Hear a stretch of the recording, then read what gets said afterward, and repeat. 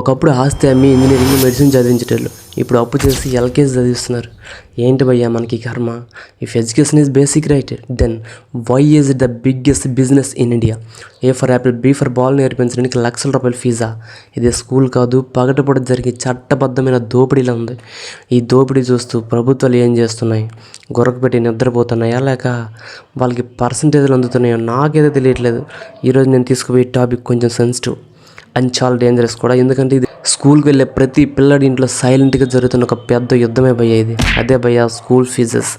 June నెల వచ్చిందంటే చాలు వానలు పడతాయి లేదు తెలియదు, కానీ పేరెంట్స్ కంట్లో మాత్రం కన్నీళ్ళు మాత్రం గ్యారంటీగా వస్తాయి. ఈ ప్రైవేట్ స్కూల్స్ దోపిడీ ఎలా ఉందో, మన ప్రభుత్వాల నిర్లక్ష్యం ఎలా ఉందో ఈరోజు పక్కగా పచ్చిగా మాట్లాడుకున్న స్కిప్ చేయకుండా చూడండి భయ్యా. అసలు ఒక చిన్న పిల్లాడికి ప్యాంట్లో సుస్సు పోసుకునే పిల్లాడికి ఫీజు ఎంత ఉంటుంది? మహా అయితే 10,000 20,000 ఉంటుంది bro. Admission fees 50,000, tuition fees 40,000, van fees 20,000. అసలు ఆ పిల్లడు లోపలికి వెళ్ళి ఏమైనా ర్యాకెట్ సైన్స్ కనిపెడుతున్నాడు. సరే ఫీజు కట్టేసాం కదా అని ఊపిరి పీల్చుకుంటే అప్పుడు వస్తాడు అసలు సిసలని వినను. బాబు బుక్స్ మా దగ్గరే కొనాలి సుమా అంటాడు.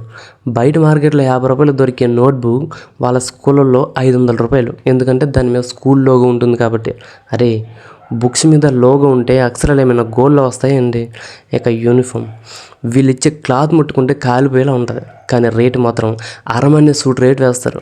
టై మా దగ్గరే, సాక్స్ మా దగ్గరే, బెల్ట్ కూడా మా దగ్గరే కొనాలంటారు. చివరికి వాష్రూమ్కి వెళ్తే కడుక్కోవడానికి సోప్ కూడా మీరేస్తారండి. What nonsense is this? Business చేయడానికి ఒక లిమిట్ అంటూ ఉంటుంది బ్రో. వీళ్ళు ఎడ్యుకేషన్ని ఎక్స్టార్షన్గా మార్చేస్తున్నారు.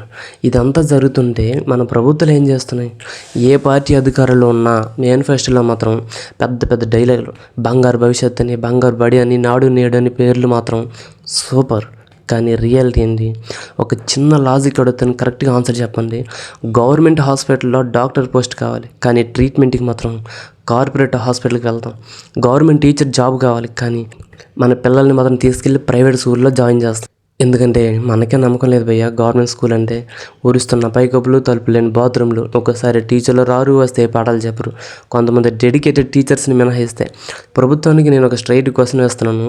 చట్టాలు చేసే ఎమ్మెల్యేలు, మంత్రులు, కలెక్టర్లు, మీరు ఏ ఒక్కడి పిల్లాడైనా గవర్నమెంట్ స్కూల్లో చదువుతున్నాడా?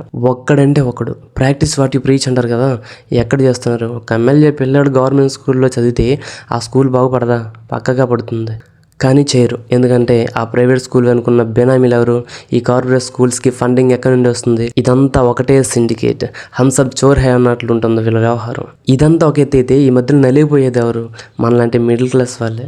నెలకి 15,000 సంపాదించే తండ్రి పిల్లాడి ఫీజు కోసం క్రెడిట్ కార్డులు గీకి పర్సనల్ లోన్లు తీసుకొని ఈఎంఐల భారం వస్తూ లోపల కుమిలిపోతున్నాడు.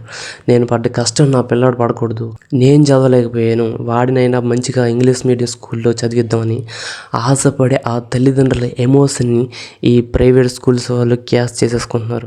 పక్కింటోడు పిల్లాడు ఆ స్కూల్కి వెళ్తున్నాడు, మన పిల్లాడు వెళ్ళకపోతే తక్కువైపోతామనే ఆ ఇన్ఫీరియారిటీ కాంప్లెక్స్నే వీళ్ళు బిజినెస్గా క్యాష్ చేసుకుంటున్నారు. కానీ నిజం చెప్పనా బ్రో, సక్సెస్కి లక్షలు కట్టే స్కూల్కి ఎలాంటి సంబంధం లేదు. కలాం గారు కార్పొరేట్ స్కూల్లో చదవలేదు, ఇస్రోలో సైంటిస్టులు ఎవరు లక్షల ఫీజులు కట్టలేదు. So what is the solution అంటారా? సామధాన భేద దండోపేరు అంటారు. మనం దండం పెట్టి అడిగాం, ఇక ప్రశ్నించే టైం వచ్చింది. పేరెంట్స్కి నాది ఒక్కటే రిక్వెస్ట్, దయచేసి స్కూల్ బిల్డింగ్లు చూసి వాళ్ళు వేసే ఏసీ బస్సులు చూసి ఫీజులు కట్టొద్దు. అక్కడ టీచర్స్ క్వాలిటీ ఉందా లేదా అని గట్టిగా అడగండి. బుక్స్ బయట కొనుక్కుంటామని గట్టిగా నిలదీయండి. 10 మంది పేరెంట్స్ కలిసి వెళ్తే ఎవడైనా భయపడాల్సిందే. ఇక ప్రభుత్వానికి చెప్తున్నా, విద్యని వ్యాపారం చేసేవాడిని దేవుడు కూడా క్షమించడు. గవర్నమెంట్ స్కూల్స్ని బాగు చేయండి బాబు. ఫీజుల మీద ఒక రెగ్యులారిటీ కమిటీని వేయండి. లేదంటే ఈరోజు ఆ మిడిల్ క్లాస్ పేరెంట్స్ కోపం కట్టలు తెంచుకుంటుంది. అప్పుడు మీకు వాళ్ళు రిటర్న్ గిఫ్ట్ ఇస్తారు. సినిమాలో మహేష్ బాబు అన్నట్లు ఒక్కొక్కడికి బల్బులు పగిలిపోవాల్సిందే. ఇంతకీ మీరే ఉంటారు? మీరు మీ స్కూల్ లైఫ్లో ఫేస్ చేసిన ఫీజుల ప్రాబ్లమ్స్ లేదా ఇప్పుడు మీరు మీ పిల్లలకు కడుతున్న ఫీజుల బాధలు ఆ కామెంట్స్లో చెప్పండి, మనం డిస్కస్ చేద్దాం. ఈ వీడియోని ప్రతి పేరెంట్కి, ప్రతి స్టూడెంట్కి షేర్ చేయండి. ఎప్పటికీ మీ తరపున నేను ప్రశ్నిస్తూనే ఉంటాను. సబ్స్క్రైబ్ చేయడం మాత్రం మర్చిపోవద్దు. Take care.